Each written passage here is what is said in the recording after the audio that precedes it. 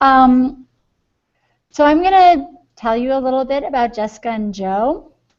Jessica is a 2003 graduate of New Leaders Aspiring Principals program. She's the founding principal of Mott Haven Academy Charter School in the Bronx, where she has worked since 2007. She began her career in education as a Teach for America Corps member in Washington, D.C., where she was a first grade teacher at Malcolm X Elementary School and then a reading specialist. A little bit about Mott Haven Academy. It's the nation's first public school dedicated to serving children in the child welfare system. It was founded by New York Foundling, a social service agency, and it's housed in the same building. Currently, 2/3 of its students are in foster care or under watch by child services, and 15% are homeless. In 2014, Mott Haven had the 6th highest gains in all of New York City on the Common Core test.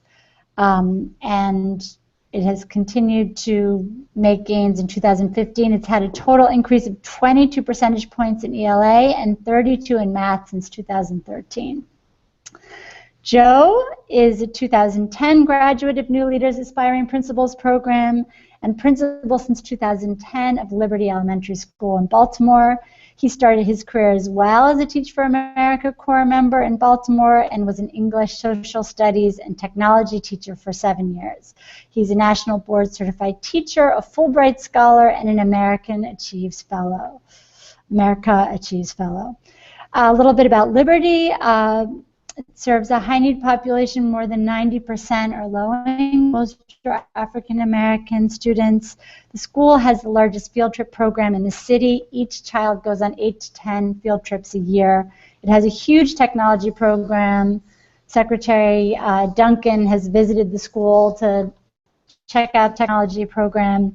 He has 420 iPads and 90 laptops that are used daily by the students and integrated into the curriculum.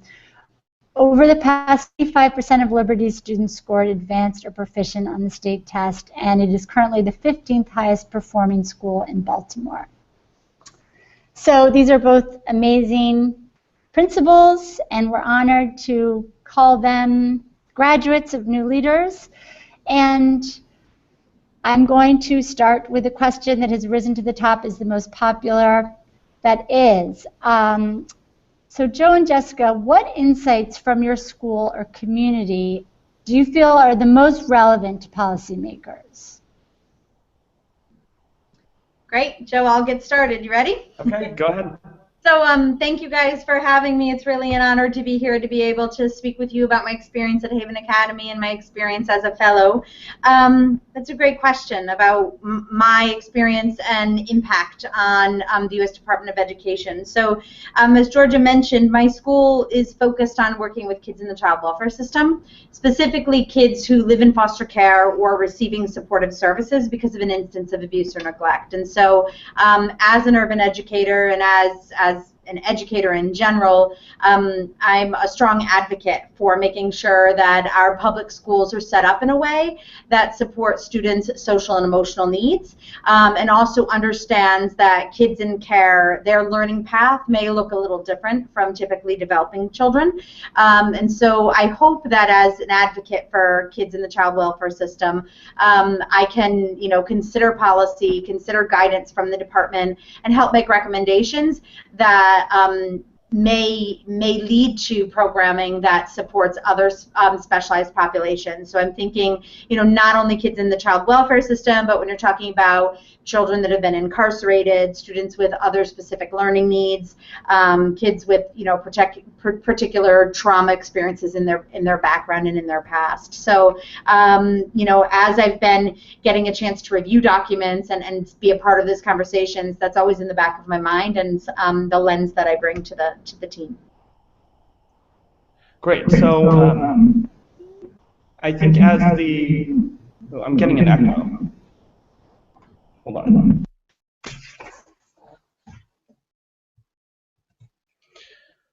Okay, so as the principal of Liberty Elementary School, we have a couple different areas of focus that I think have been of interest to the policymakers.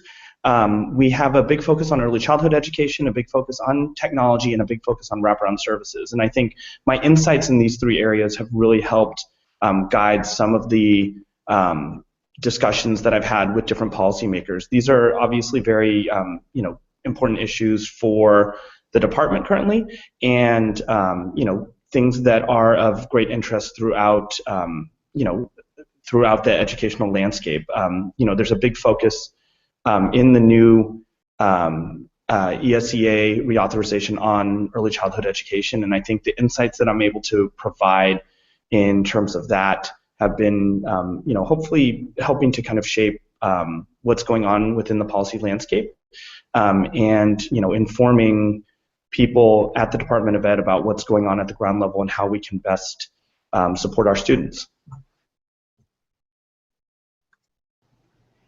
Great. Could you say something, Joe, a little more about what those insights are? And Jessica, maybe you could say something about what those insights are from your experience, like what kinds of things schools can do? Yeah, so I think particularly within the area of early childhood education, we've been doing a lot of outreach to our families, especially the 0 to 5 population. So a lot of parenting programming, a lot of baby basics, parent university. We've had a couple partnerships with the Chicago Parent Program, a couple different organizations that are recognized nationally for the work they're doing within the early childhood field. And it's great being able to bring that insight to policymakers, because oftentimes when we talk about early childhood education, oftentimes we think that this is we think generally about pre-kindergarten, kindergarten, perhaps Head Start, but I think hopefully this insight is being able to push the conversation further, that early childhood education starts even before that, and we need to provide some additional focus on parents that will eventually become students in our schools. So I think that insight has been able to provide some information to policymakers and show them that the educational pipeline in early childhood starts at age 0 and doesn't necessarily start at age 3 or 4. And I'll add on to that, part of this fellowship for Joe and for myself is this idea that communication goes both ways. It goes from us as practitioners and all of you as school leaders and teachers in the field to the Department of Education, but then it also comes from the Department of Education back to the field. And so, not only do we want to be the voice there at the department, but one thing that I didn't realize before the fellowship was how many resources the department actually has that could help me in my day-to-day work that I wasn't clued into.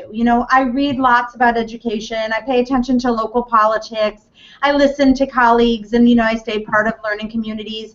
But now that I'm in the work at the department, there are tons of so let me just kind of go through the list of resources. So the website links to all types of guidance and support documents that people would need about supporting ELs, about supporting special education students, about activating things like the McKinney-Vento Act for homeless children, about getting grants for your programs, about how to use title funding, and all of those things I weren't aware were there as resources. And then in addition to that, there's plenty of opportunities to link to best practices through reading the blogs and reading the other resources on that website. So it really is this two-way communication, and Joe and I feel it's our responsibility to make sure that we're reviewing what's there now and we're adding to that dialogue, both us to them and department back to the field. So we're really open to hearing from you guys if you've got ideas on things that you want to make sure are really in the conversations that happen at the department, or resources on best practices that you think should be shared with the broader education community. Great. All right. Moving to the next most popular question. If you could change one thing that would make your job easier, what would it be? And is this our job as a fellow or our job as a principal? I'm going to assume it's our job as a principal. Your job as a principal. Okay, Joe, you get to go first this time. Yeah, so I'm going to continue to stay on the early childhood bandwagon because I think one of the things that I've realized as I'm working with kids and I'm tracking their data as they go throughout, and I try to differentiate between a child who's reading on grade level when they're at third grade and tracking back to what has been different in terms of their instruction, in terms of their life experiences that has gotten them to that point. And I think one of the biggest things that I continue to come back to is oral language development. And I think those of you who are big early childhood advocates, or those of you who are in elementary schools, you see this very vividly. Like parents that talk to their kids a lot, generally between ages 0 to 4. They perform so much better. They can comprehend so much better. They can articulate their thoughts and speak and critically think and read so much better. And I think if there was one thing that I could change, if I could wave my magic wand and change something, it would be, and so it sounds so simple, but getting parents to talk to their kids more, especially in the very, very young formative years. And I think this is one of the reasons why a lot of the outreach we're doing to our families, even before they get to our school, we're hoping that this is going to pay huge dividends for us later on down the line, because I'm looking at kids that are doing so well academically, and it's very clear that their parents have spent their entire lives talking to them, going to the supermarket, asking them questions, looking at doing a lot of the print that is in the signs in the stores, doing math problems with them, asking them what they're learning at school. And I think that rich oral language, if we could find a way to implement that, in mass for all of our kids, even before they reach the schoolhouse door, I think it would help us out so much. Thanks, Joe. Yeah, your turn. I agree with you on that, but I'll give an example that doesn't need a magic wand, but it would take a lot of coordination. So I think about this all the time, and I've been doing this work as a principal for 8 years, and I know a number of you have been school leaders for a number of years, and I visit other places, and I talk to other educators, and I hear these wonderful things that they're doing, and I always say to myself, it seems like we all work so hard at creating something new, or creating something unique for the work we're doing. But in many instances, there are models out there that would save us so much time. And I feel like we have to do a better job with each other on sharing what works and sharing those best practices, so that, as Joe figures out that formula on what's happening with language development with with his youngest students, that can be something then that I don't have to do the data work on. I could say, okay, let's see if we have the same trend that they've discovered, and see if we can shortcut some time. And I think about this a lot when I ask teachers to do unit planning and lesson planning, and I recognize every group of students is unique, and you have to differentiate and be specific to that group of students. But then at the same time, I say to myself, well, the content's not going to change that much. So if the content isn't going to change that much, why does it feel like it's always so much work to prepare it for a particular class or for a particular grade level? So I just think we have to learn from the lessons that we've had in the past, and do a better job of sharing those successes to save each other time. Yeah, and I of course would second this. I think that's really thoughtful, Jessica. Great. I'm just going to take a moment to say to our 36 viewers to remember to submit questions, to vote on questions, so we know what you want to hear Joe and Jessica talk about. So the next question that we have here, being a principal can feel overwhelming. What have you done as principals to make the challenges of the job more manageable? And how would you advise federal officials to support school leaders so the work is more sustainable?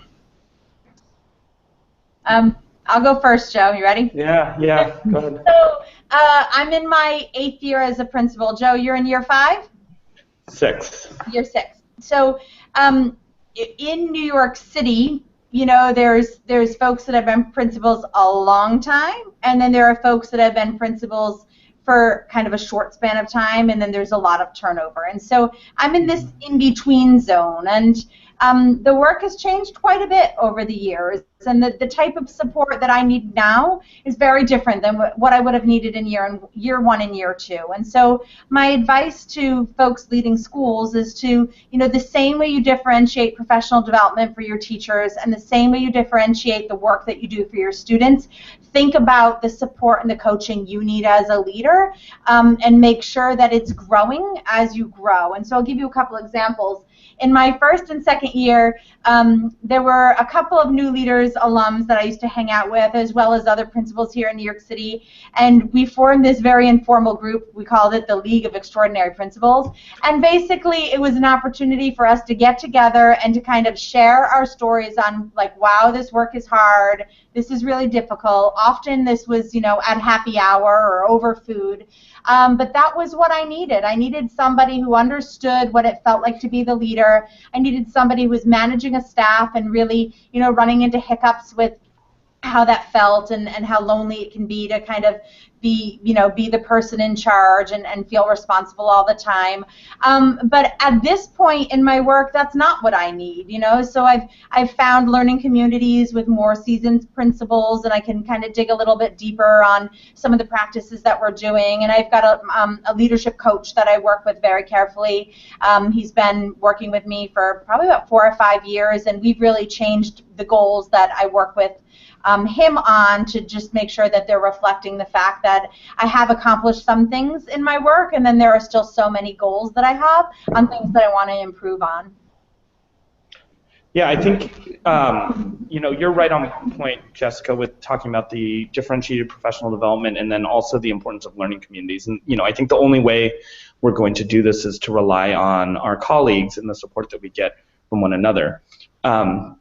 I think, you know, I have a couple other things that, you know, I think would be important to deliver as messages to policymakers, not just federal policymakers, but local policymakers. But I think it's so important to raise the profile of the principalship and for people to realize how important the job is, how challenging the job is, and with that knowledge, try to figure out what you can do to help, right? I mean, I feel like there are so many times when I just wish people got out of my way, right? Like and I think there's probably principals around the country that feel the exact same way. It's like, you know, there are forces that are working against us that shouldn't be working against us. I think, you know,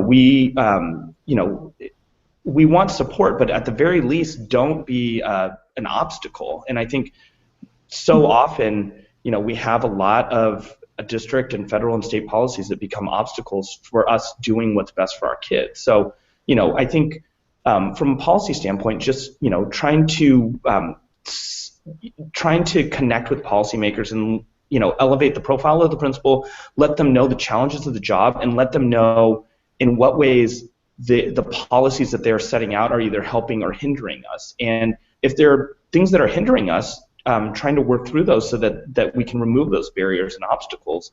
You know, because I think so many times the job is hard enough without us, you know, biting ourselves in the arm and setting up things that are going to make it even more challenging. And I think, you know, if I could give one piece of advice to policymakers, I think that would be it. I think personally, like, you know, it goes back to what Jessica says, forming learning communities, you know, getting connected to people who you rely on, who you trust. I mean, there is a new leader who every day on our way home from school, I talk on the phone with him. And, you know, he is the reason why I'm still a principal, and I'm the reason why he's still a principal. And I think everybody needs to find your Najib Jamal or your Jessica Nasokis or whoever the person is that you're going to rely on, that is going to be your thought partner and your companion in the work and your person that you can, you know, vent to and that you can, you know, problem solve with. And I think if everybody can find someone that can be their sounding board, I think we'll be a lot better as a principal cohort. I want to add one thing, Georgia, before we go on to a new topic. So the question says, the job can feel overwhelming, and what can you do to make the challenges more manageable? My colleagues tease me because I think I may be the principal who's had the most team members that have had babies over the course of the school's life. I think we're on baby number 31 in 8 years, which is a lot of babies per year.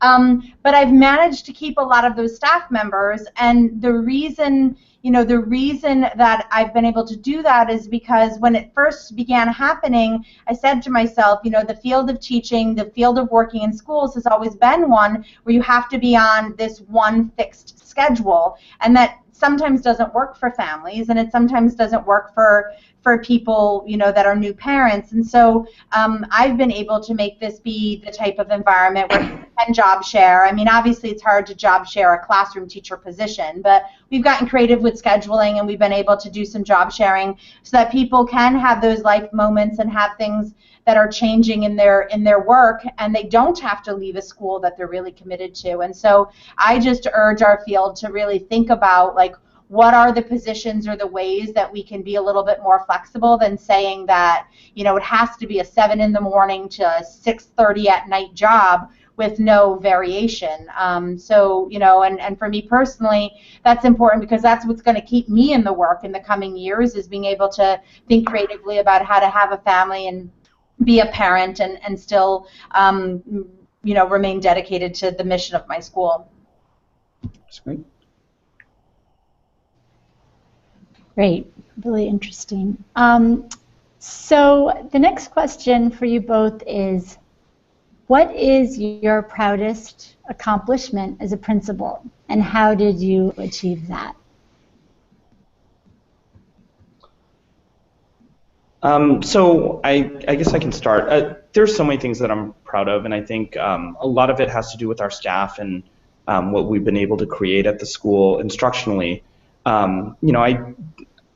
I will, talk about our development of the rec center program and the wraparound services that we have at the school as being something that I'm most proud of, because I think it, in a lot of ways it's so out of the box and it's so different than what we see in a lot of places. So to give you a little background on this, the school is attached to a recreation center that 3 years ago the city said we didn't have enough money to, they didn't have enough money to keep open, so they were closing 24 rec centers in the city, including the one that was attached to the school. So obviously, I don't want a boarded up building attached to the schoolhouse. So, we brokered, we worked with the community. We brokered a deal with the mayor's office and with the school system to take control of the space. And for the last 3 years, I've been principal/rec director.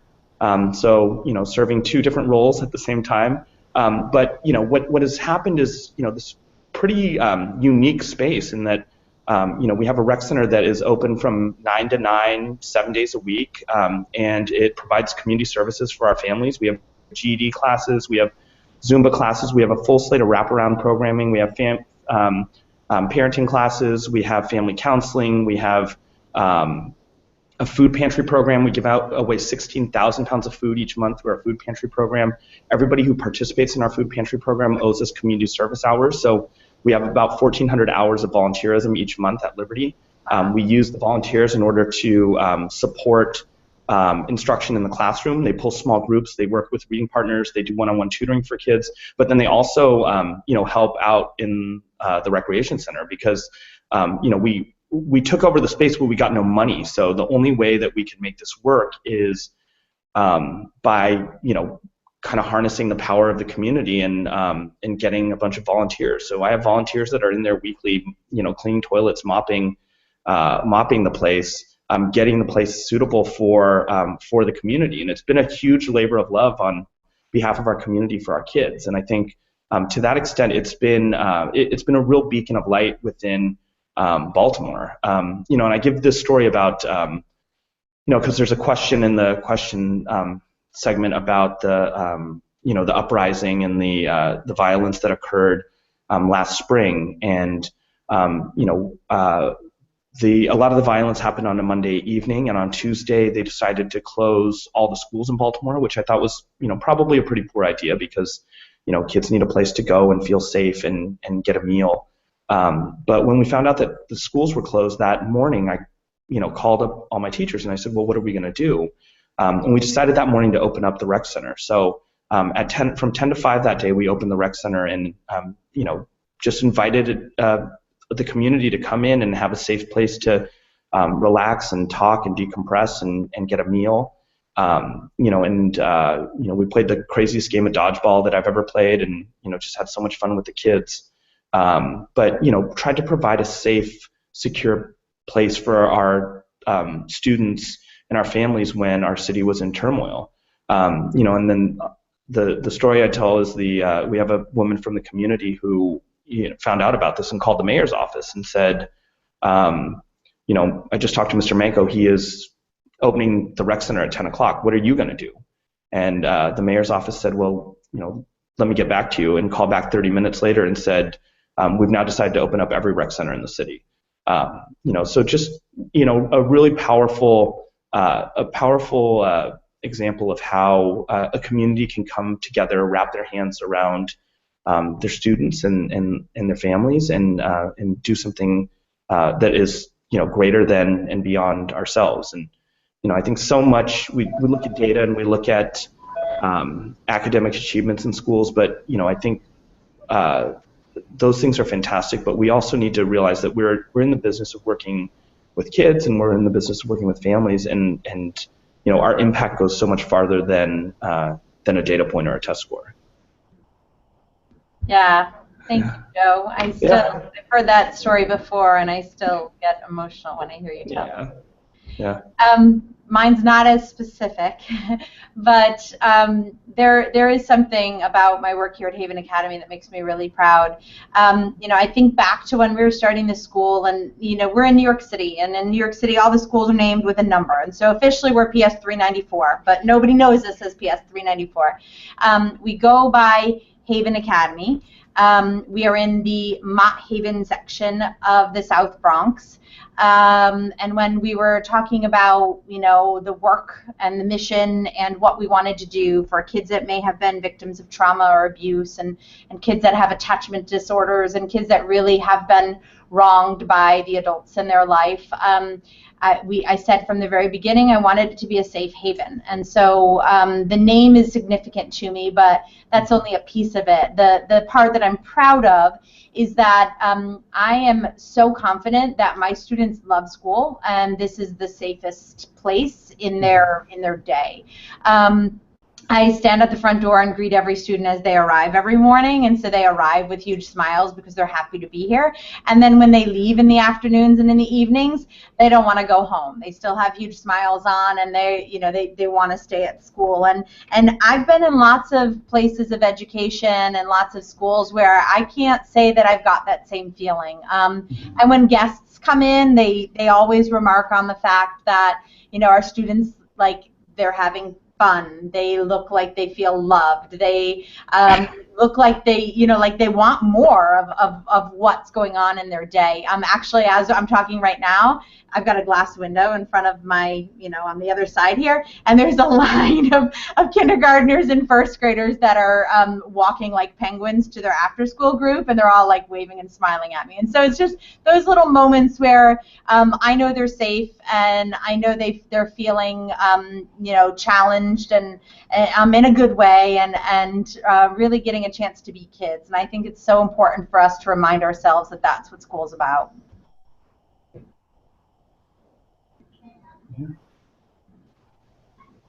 It's amazing. Hello, everybody in the audience. I haven't seen any submitted questions, so I just want to encourage you to add any comments or questions so they can answer any things that have come up in your mind since they've been talking. And we will move on to the next question, which I don't think we've asked you yet. You were selected as Principal Ambassador Fellows because of your success as principal. What advice would you give to a new principal based on that experience?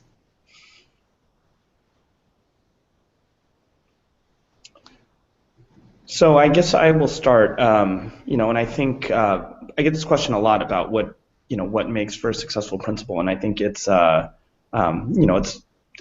everybody's mind because it just seems like it's been hard to find excellent principals. It's been hard to retain our excellent principals, and what do we do in order to find success as principals? And I always tell people I think the principalship is about two things. The first thing is you must know that this is relational work, and you need to be able to maintain and establish positive relationships, across the spectrum. I mean, we have, we're in the business of, working with people. So being able to establish strong and maintain strong relationships with your teachers, with your parents and community, with your families, with your students, that's paramount. And if I would focus so much on that. I mean, I think the instructional leadership part is critically important. Being a systems thinker and a visionary is really important. But if you forget the fact that this is work about people and that it's about relationships, then I think you're dead in the water. I think that's first and foremost.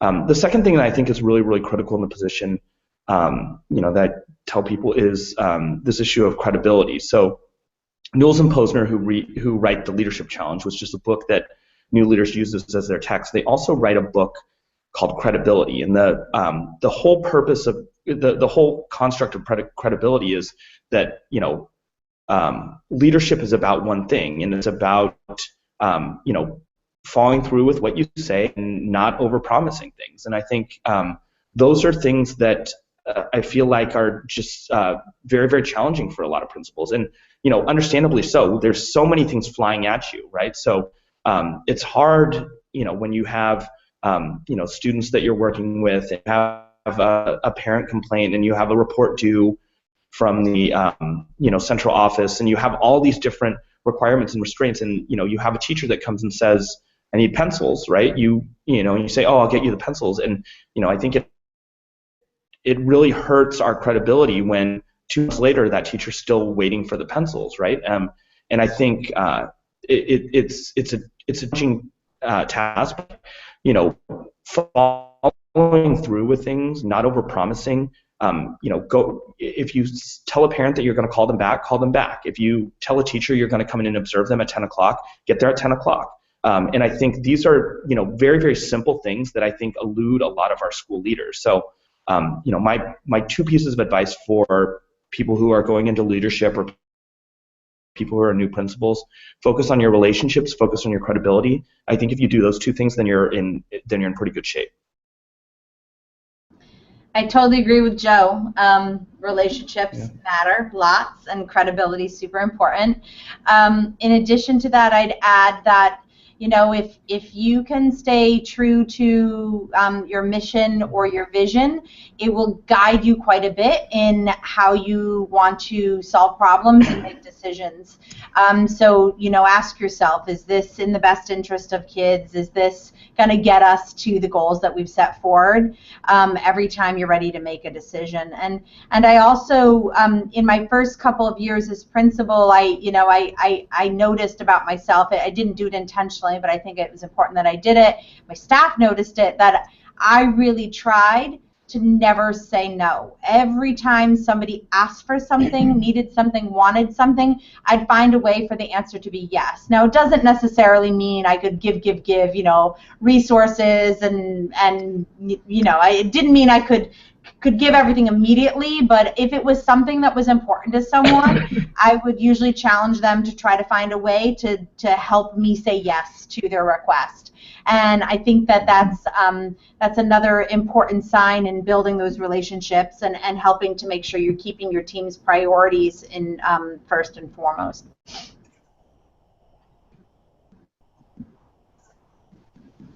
Great.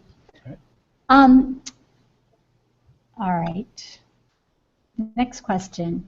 Going back to policy, what are some of the policy issues that are getting the most attention at the U.S. Department of Ed right now?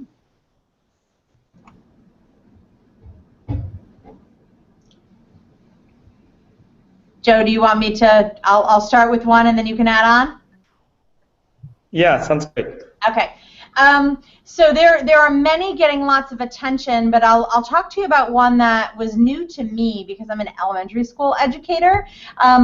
Every year, the U.S. Department of Education does this event called Bus Tour, and on Bus Tour, the secretary literally travels on a bus and goes across the country to see great work and to talk to educators and to listen and do quite a bit of listening. So I had the opportunity to travel with Secretary Duncan to Louisville, Kentucky. And in Louisville, the conversations and the discussions were all focused around higher education. And in Louisville, the discussion was this idea of career and college readiness versus career or college readiness. So I had the opportunity to be a part of lots of roundtables and debates about that idea.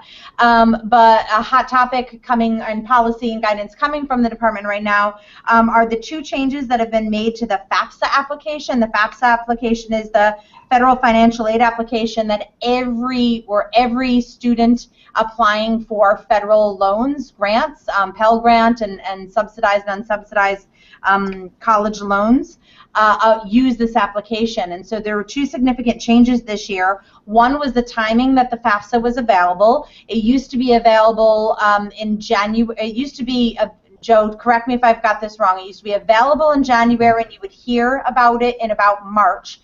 And as you guys remember, and you were navigating the college world, you'd have to tell your universities, sometimes February, March, and April, whether or not you were accepting your seat. So now it's available much earlier, the fall before you apply to your colleges. And the second thing about that application that changed is that it is now linked to the IRS website. So instead of you having to do all the work to fill in your parents' tax information and not having your tax information from that previous year, it uses the tax information from 2 years prior. And so those two changes have ultimately made it so that millions more families could access financial aid that previously, wasn't really something that they could factor into their college decision making. At the same time that we're on bus tour, Obama came out with his announcement about the new scorecard. The scorecard, if you haven't seen it, it's very cool. The scorecard is a way to really compare university to university, and it doesn't measure things like sports teams and number of applicants. It measures the types of positions and the earning potential that the graduates of that university have been getting in the years, in the recent years. And so it really could help a family make a decision about a state school, a public school, a private school, a small college, a liberal arts program, and whether or not that's going to help a student meet their long-term life goals. So it would, like I said, I'm an elementary educator, and so to be a part of that work and really learning about the types of things the department's been doing, both on policy and on practical resources for educators, is very cool. So I've got a couple more I can add on, but I'll see which one is on the the top of Joe's head. Yeah. So I think the thing that is that first came to my mind, because they're working on a ton of things, but I think the thing that first came to my mind is, there's an initiative coming out of the Department of Ed called Teach to Lead, and I think, just a very, very powerful initiative and driving a lot of not just the work that goes on in the Department of Ed, but the thinking. And Teach to Lead is basically about kind of elevating the voice of teachers and creating teacher leadership opportunities where groups of teachers can kind of band together and they can do a proposal for a pilot program that they want to do at their school, or something that they can do as a learning community in order to make either their school community better, or their district better, or their state better. And I think it's been really, really powerful seeing that work. For one, just meeting educators from around the country who are so inspiring and have so many great ideas about what they need to do to make their school communities better, and having the kind of endorsement and the push of the federal government behind it, I think has been really, really powerful. And I think it's From a policy standpoint, there's the programmatic side of it, which is, they're going through and they're convening these individuals as part of a learning community. But I think in a much grander sense, it's sending this message that educators matter and their voice matters, and we need to hear what they say, because the answers are in the room. The answers are not coming. The answers can no longer come from from the Department of Ed or from the state houses. They're best situated to come from practitioners in the field. So I think the whole concept of teacher leadership, of finding ways to keep teachers within the classroom, but empower them and give them different opportunities, I think that's really been very prominent in what I've seen in terms of policy issues. And I'm very biased in this, but I'm like a big learning communities person. I'm a big the answers are in the room person. So I think this is a very welcome policy shift to kind of throw force behind what's going on with practitioners in the field and give them voice, and let them track how we can move forward as a country in terms of our educational system. Jessica, do you want to add anything? No, I'll see if some others come up with other topics. Okay, great. So what do you both think about the administration's recent statements expressing concern that there's too much emphasis on testing in schools? So I'll start on this one. What's interesting is I think in some ways over the past couple of years, many things have changed about testing, and then in other ways, things really haven't changed that much.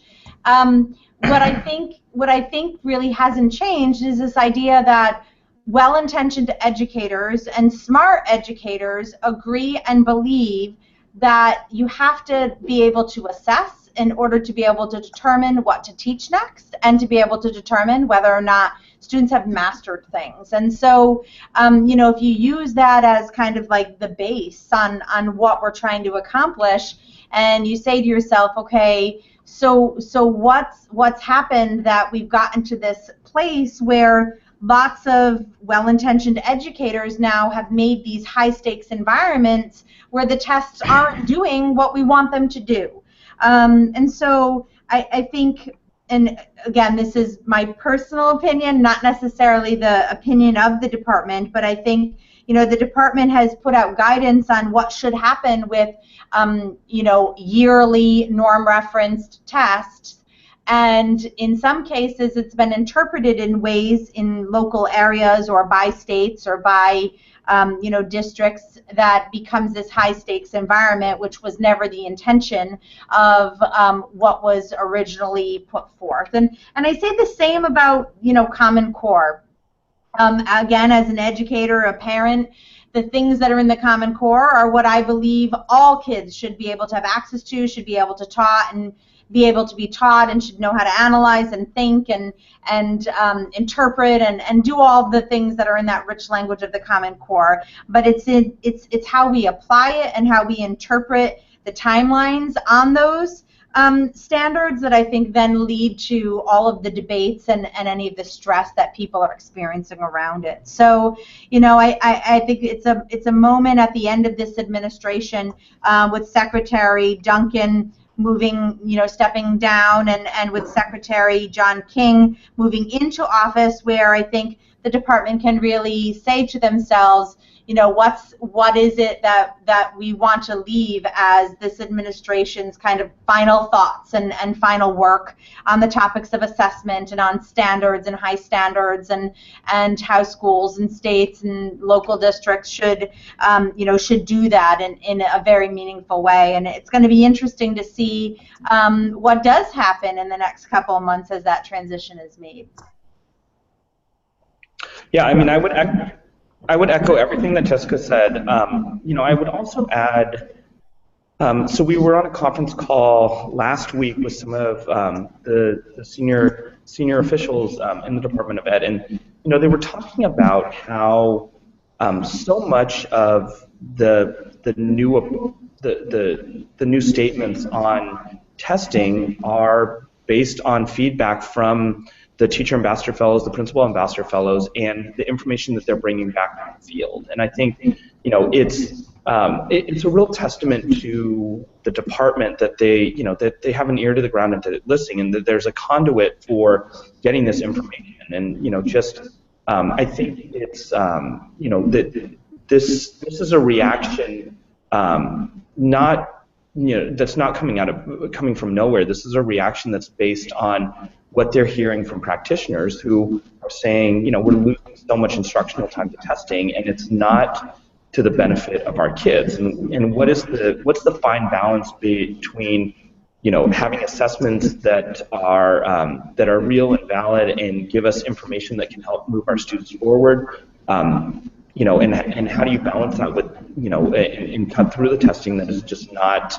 that's not beneficial to our students and is actually detracting from their learning. So I think it's just it's been really, really important to me to hear from those senior officials that so much of what they're hearing from the TAFs and from the PAFs and from practitioners in the field, around testing they've listened to, and that they're really using that in order to shape policy moving forward.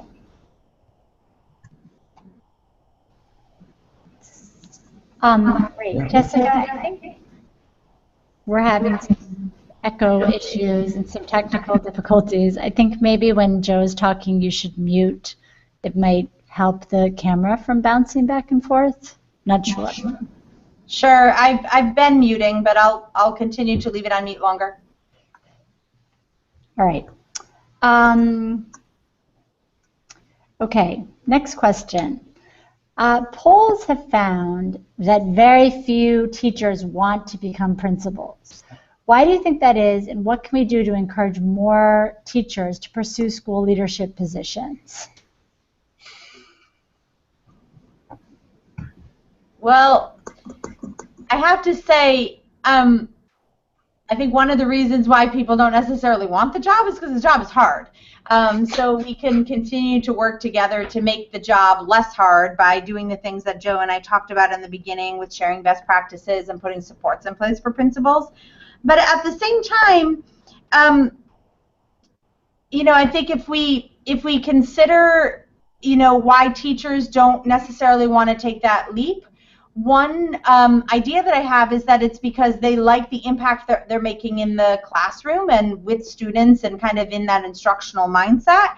And so over the years, new leaders and principals like Joe and hopefully myself have really been trying to shift the definition of what it means to be a principal. And the principal should be the lead teacher in the building, and principals should continue to be instructional leaders and should continue to be practitioners and work with students directly and demonstrate that you don't have to leave that type of work and that type of mindset by taking on the additional roles of school leadership. So I think the more we work together to show examples of how the job can be manageable and how you can be successful at the job and still have classroom impact or still have student focused work, hopefully that will help people want to join the profession. Yeah, and I feel like I can speak primarily just from my perspective, in Baltimore, and I think some of this is it's because of responsibilities that have been abdicated at the district level and as part of a larger learning community. I don't think we have very clear pipelines. I don't think we have systems to build a principal bench. I don't think we have systems in order to train and provide good supports to principals. I think there's two sides of this issue. That's dealing with the recruitment side, but I think for me the larger concern is just a retention issue, and I think we don't do enough to retain our teachers, and build learning communities, give principals voice, identify ways that we can make their jobs easier and not make their jobs harder. And I think, everybody can agree that having a revolving door of principals is not good for students.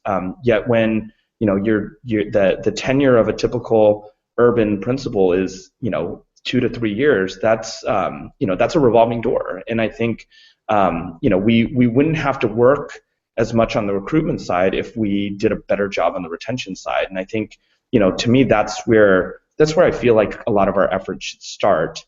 And I think we've hopefully tried to give some ideas of how we can, provide some longevity or put some systems in place to provide longevity for our principals. But, I think we can deal with this on the recruitment side, but, I think it might even be wiser to deal with this on the retention side. Circling back with that, because you said earlier that there were policies that before we talked about supporting principals, we needed to get rid of some policies that actively made their job more difficult. Can you give some examples of that? Yeah, so once again, I'm going to speak just from my perspective, but I feel like, and I don't know if this is happens in other districts, but there are times when I call the central office and I need help or I need a response, and I literally, it's like crickets. Like, I don't get an email back, I don't get a phone call, and it's that I have to like kind of chase around and harangue people to get things that I need for my kids. I think is it just ends up being silly, and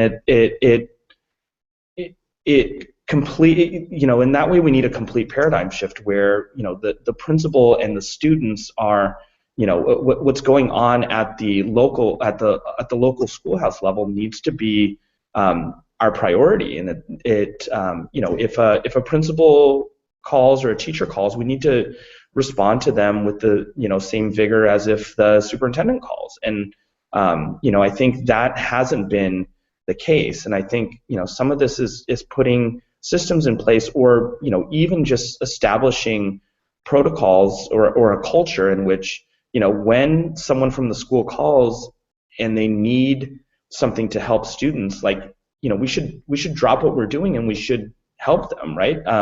And too often I think we have district officials that are locked in their offices, filling out reports and doing things that I would say probably aren't driving student achievement for kids, and all the while you have principals that are like pretty much like crying out for help in terms of like what can I do to make things better for my students. So I don't know if that's a pervasive problem, but I know for us that's been a portion of my experience, and I feel like talking to principals around the country that is that unfortunately is more common than it is an anomaly.